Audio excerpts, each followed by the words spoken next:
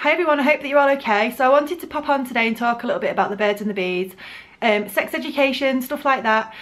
You know, I don't think it's easy these days to kind of understand what's going on in teenagers' heads. I know that they're probably really curious about sex and relationships. I remember what I was like. Yeah, I was pretty curious. It's not something that I openly talked about with my own mum, and it's not something that I openly talk about with my own teens either. If they came to me with something they wanted to know, then I would answer their questions as best as I could.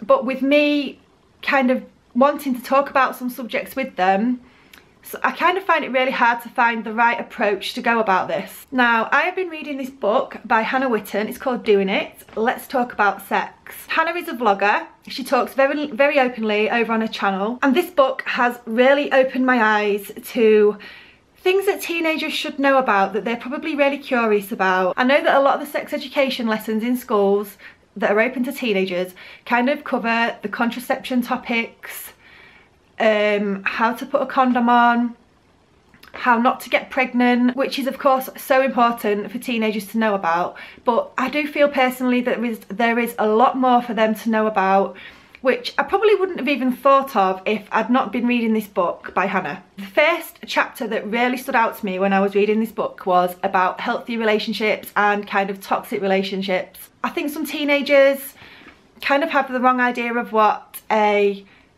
perfect relationship is, or what a healthy relationship is. A healthy relationship is obviously the basis of any good relationship, and with teenagers, a lot of their focus is on having a relationship, having a girlfriend or having a boyfriend.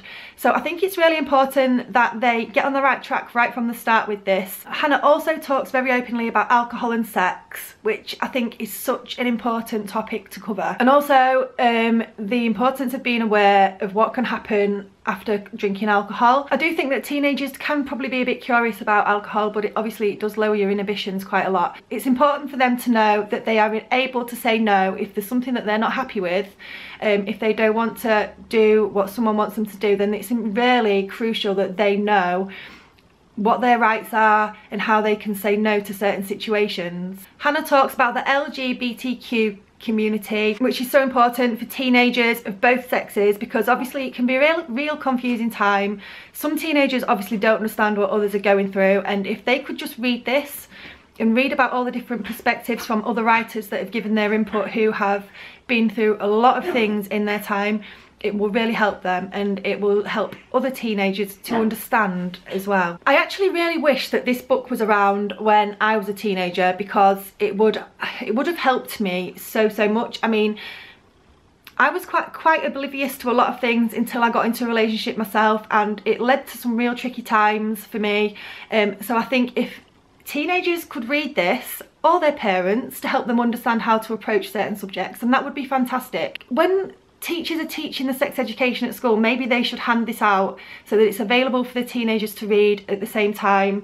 It just goes into so much more detail, the thoughts, the feelings and the emotions of what teenagers are going through, and so many will be able to identify, and it will just teach them so much. It's really helped me actually. It's helped me understand a lot more. Obviously it's been a long time since I was a teenager, and the thought of talking about things, ooh, makes me feel a bit funny, but I think I'll find it a lot easier to approach things after I've been reading this book. What do you think about how sex education has been taught in schools? What are your thoughts on it all? I'd love to know, so leave me a comment.